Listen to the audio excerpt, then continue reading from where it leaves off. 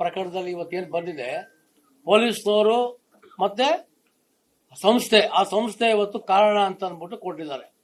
ಇವತ್ತು ಪೊಲೀಸ್ನವರು ಏನು ನೀವು ವಿಧಾನಸೌಧದ ಮುಂದೆ ದೊಡ್ಡ ಕಾರ್ಯಕ್ರಮವನ್ನ ಮಾಡಿ ಅಂತ ಪೊಲೀಸ್ನವರು ಏನು ಹೇಳಿಲ್ಲ, ಪೊಲೀಸರು ಎಗನೆಸ್ಟ್ ಮಾಡಿದ್ರು. ಅದು ಲೋಕಲ್ DCPನವರು ಕಾರ್ಯಕ್ರಮ ವಿಧಾನಸೌಧದ ಮುಂದೆ ಮಾಡಲೇಬೇಡಿ ಅಂತ ಒಂದು ಲೆಟರ್ ಅನ್ನ ಕೊಟ್ಟಿದ್ರು.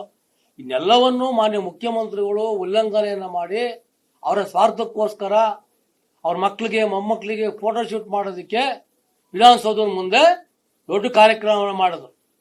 ಇವಾಗ ಸನ್ಮಾನ್ಯ DK ಶಿವಕುಮಾರ್ ಅವರು ರಿಸೀವ್ ಮಾಡ್ಕೊಂಡ್ ಬಂದ್ರು, ಅವ್ರೇನು ಪೊಲೀಸರು ಹೇಳಿಲ್ಲ. ಇವತ್ತು ಯಾವುದು ಕ್ರೀಡಾಂಗಣದಲ್ಲಿ ಅಷ್ಟು ಗೇಟ್ ಅನ್ನ ಕ್ಲೋಸ್ ಮಾಡಿ 2 ಗೇಟ್ ಅನ್ನ ಬಿಟ್ಟು ಈ ಕಾರ್ಯಕ್ರಮ ನೀವು ಅಲ್ಲೋಗಿ ಅಂದ್ಬಿಟ್ಟು ಅವತ್ತು 4 ಗಂಟೆ 40 ನಿಮಿಷಕ್ಕೆ ಮೊದಲೇ ಸಾವಾಯ್ತು.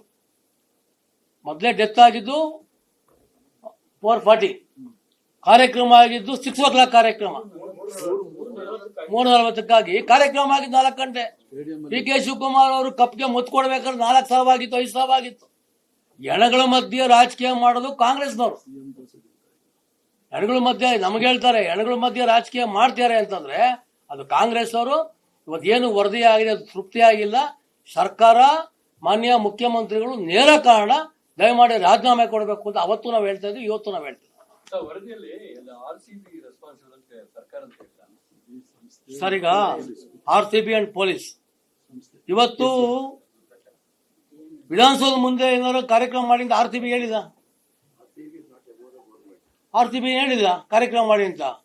ಇವರು ಮಕ್ಕಳಿಗೆ ಮೊಮ್ಮಕ್ಕಳಿಗೆ ಫೋಟೋ ಶೂಟ್ ಮಾಡ್ಕೊಳ್ಳೋದಕ್ಕೆ ನಾವೇ ಮಾಡಿಸ್ಬಿಟ್ಟಿದೀವಿ ಅಂತ ಅಂದ್ಬಿಟ್ಟು ಮಾಡಿ ವಿಧಾನಸೌಧ ಮುಂದೆ ಮಾಡೋದಕ್ಕೆ RCB ಹೇಳಿಲ್ಲ, ಪೊಲೀಸ್ನವ್ರು ಹೇಳಿಲ್ಲ. ಅಲ್ಲಿ ಪೊಲೀಸ್ DCP ಅವರು ಬೇಡ ಅಂತ ಹೇಳಿದ್ದಾರೆ. ಇದೆಲ್ಲ ಟೋಟ್ಲು ಈ ಕಾರ್ಯಕ್ರಮಕ್ಕೆ ಏನೇ ಲಾಸ್ ಆಗಿದೆ, ಎಷ್ಟು ಜನಕ್ಕೆ ಇವತ್ತು ಸಾವುಗಳಾಗಿದೆ, ನಷ್ಟಗಳಾಗಿದೆ, ಎಲ್ಲವೂ ಹೊಣೆಗಾರಿಕೆ ಇವತ್ತು ಕಾಂಗ್ರೆಸ್ನ ಹೊಣೆಗಾರಿಕೆ.